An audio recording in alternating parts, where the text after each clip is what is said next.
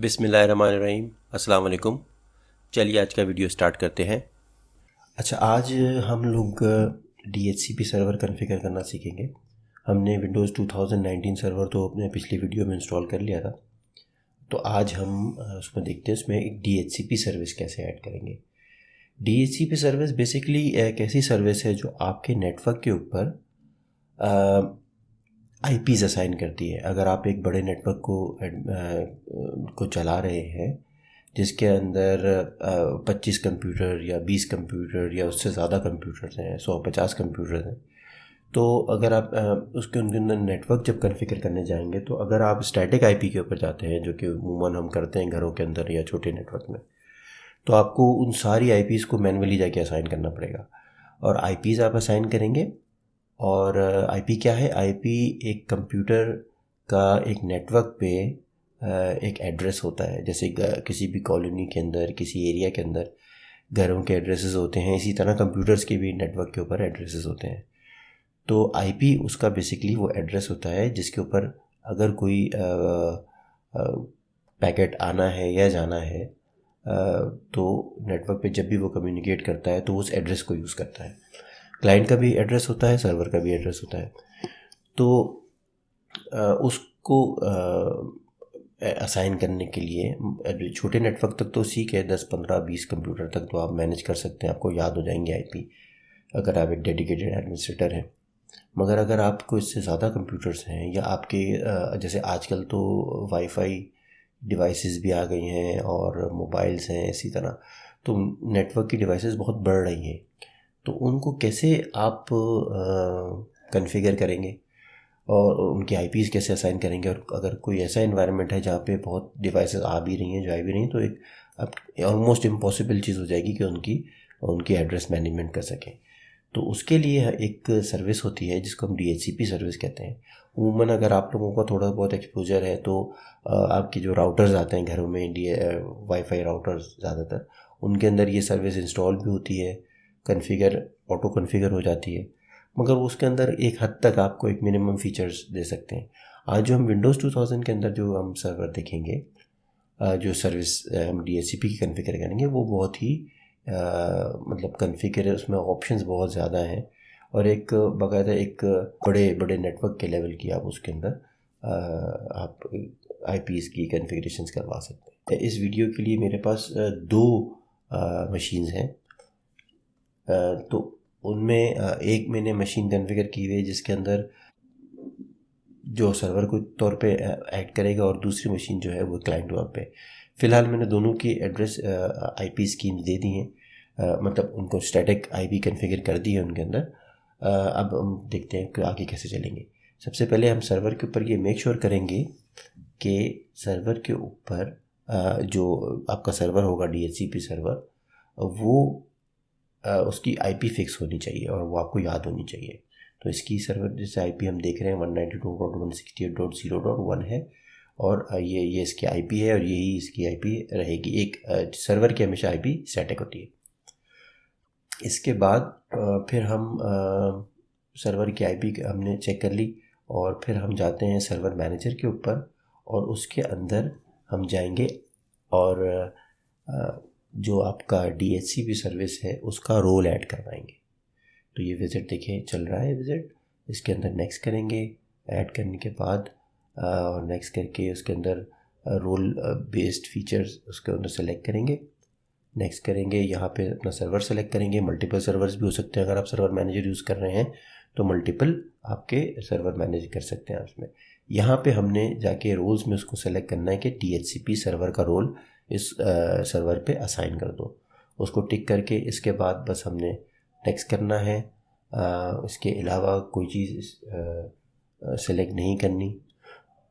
Next करेंगे।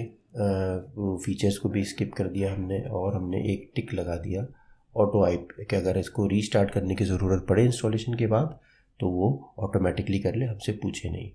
अब ये देखिए फीचर जो है हमारा वो इंस्टॉल हो रहा है DHCP सर्वर का। जैसे ही इंस्टॉल हो जाएगा तो हम इसको, इंस्टॉलेशन हो गई, उसके बाद हम DHCP की कॉन्फ़िगरेशंस करेंगे। तो इसको फिनिश होने देते हैं।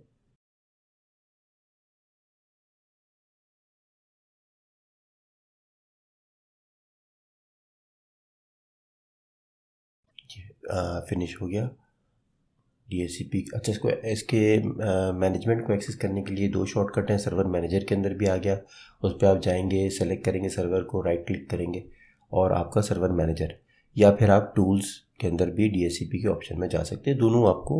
दोनों क्लिक्स आपको सेम जगह पे ले जाएंगे।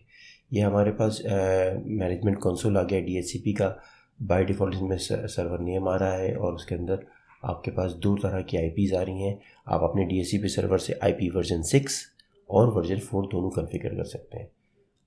और ये आप उस पर राइट क्लिक करेंगे अगर सर्वर नेम पे, तो यहाँ पे ये वो जगह है जहाँ पे आपको अपने DHCP सर्वर की सर्विस को रीस्टार्ट करवाने की ज़रूरत पड़ती है। DHCP 4 को सेलेक्ट करेंगे क्योंकि हम DHCP 4 जो IPv4 है उसको हम काम करने जा रहे हैं। इसके अंदर राइट क्लिक करके न्यू स्कोप पे सेलेक्ट करेंगे। न्यू स्कोप का विजिट स्टार्ट हो जाएगा। इसके बाद हम इसके स्कोप का कोई भी नाम मेंशन कर सकते हैं। ये आपकी ईमा पे है, जैसे जो आप नाम इसमें डालना चाहें आप वो डाल सकते हैं। डिस्क्रिप्शन लिखना चाहें तो लिखते हैं। अच्छा, ये देखिए रेंज इसके अंदर पूछ रहा है, यानी कि अगर जो भी आपकी IP स्कीम्स हैं उसके अंदर स्टार्ट जो असाइन करेगा IPs, उसके अंदर स्टार्ट कहाँ से करें और स्टॉप कहाँ पे करें। तो हम इसको दे रहे हैं 192.168.0.1 100 और उसके बाद 0.200 कर रहे हैं, यानी कि 100 IP हम इसको दे रहे हैं DHCP सर्वर को कि इसके अंदर ये असाइन कर दे। सबनेट मास्क अगर आपने सबनेटिंग की हुई है तो आप चेंज कर दीजिए, वरना बाय डिफ़ॉल्ट पे उसको जाने दीजिए। नेक्स्ट कीजिए। यहाँ पे एक्सक्लूजन आ जाएगी। देखिए हमने जो 100 IP दी हैं 100 से लेके 200 तक, उसके दरमियान में अगर आप कोई चाहते हैं कि कोई IP ऐसी हो जो कि आप वो असाइन ना करें, उनको स्किप कर दें, तो उसकी रेंज आप यहाँ पे एंटर कर दें। जैसे हम यहाँ पे एंटर कर रहे हैं इसकी 150 से लेके और 160 तक, यानी कि 10 IPयाँ इन 100 IPs में 10 IP की जो रेंज है हमने इसको एक्सक्लूड करवा दिया कि वो यूज़ करने देंगे। ये अमूमन हम क्यों करवाते हैं, ये अगर हम कोई ऐसा सिस्टम है, सर्वर्स होते हैं या फिर कोई प्रिंटर्स होते हैं जो हम नहीं चाहते कि उसकी IP कॉन्फ्लिक्ट करें दूसरे सर्वर के साथ। यहाँ पे लीज ड्यूरेशन आ गया। बाय डिफ़ॉल्ट जो भी IP एड्रेस असाइन होता है वो 8 दिन तक के लिए वैलिड होता है। ये नॉर्मल केसेस के लिए सही है, मगर अगर कोई ऐसा इन्वायरमेंट है कि जहाँ पे आपकी IPs डिवाइसेस बहुत आने जाना ज़्यादा हो रहा है, बड़ा इन्वायरमेंट है, तो आप इसको इट इज़ रिकमेंडेड कि आप उसको कम करके घंटों में ले आएँ, ताकि आपकी जो IPs हैं वो रिफ़्रेश होती रहें। जैसे हमने यहाँ पे 8 आवर सेलेक्ट करके और नेक्स्ट कर दिया। इसके बाद हम DHCP इसको कॉन्फ़िगर करेंगे। देखिए DHCP जो सर्वर है वो आपके IPs तो दे ही रहा है, उसके साथ वो कुछ और TCP/IP की सेटिंग्स दे सकता है, जैसे कि ये हम इस वक्त सेलेक्ट कर रहे हैं और हम यहाँ पे उसको एक डिफ़ॉल्ट गेटवे की IP भी दे रहे हैं, यानी कि अमूमन इंटरनेट की जो आपकी डिवाइस होती है नेटवर्क के ऊपर, वो आपकी जो डिवाइस है उसका एड्रेस यहाँ पे मेंशन कर दें, जो कि हमने अपनी नेटवर्क की डिवाइस का एड्रेस मेंशन कर दिया है। इसके बाद IP तो आपने राउटर तो दे दिया।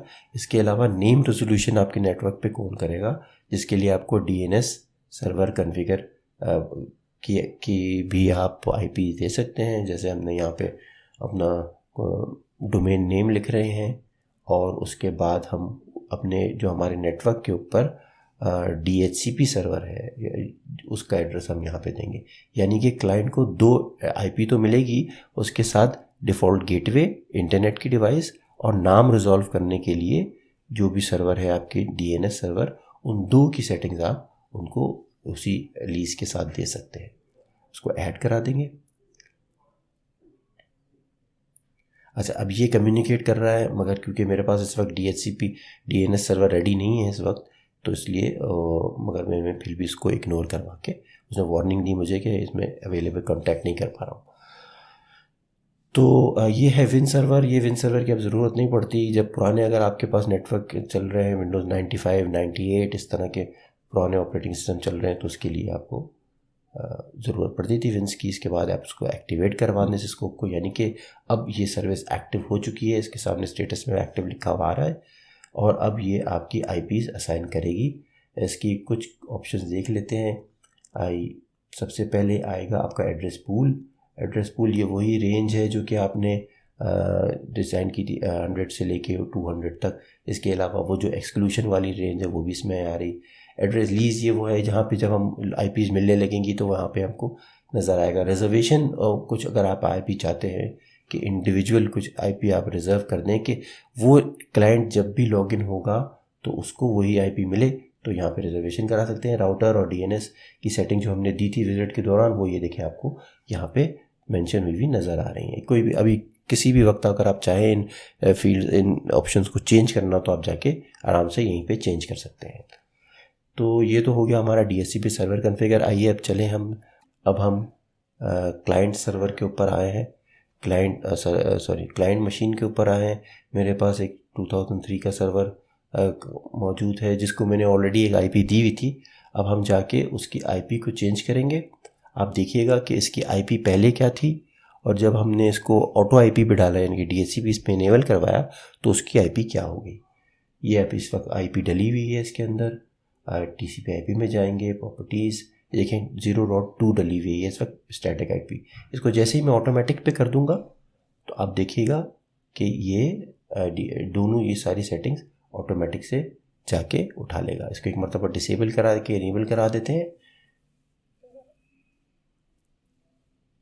ये डिसेबल करा दिया है हमने और अब हम उसको इनेबल करा देते हैं एक मरतबा।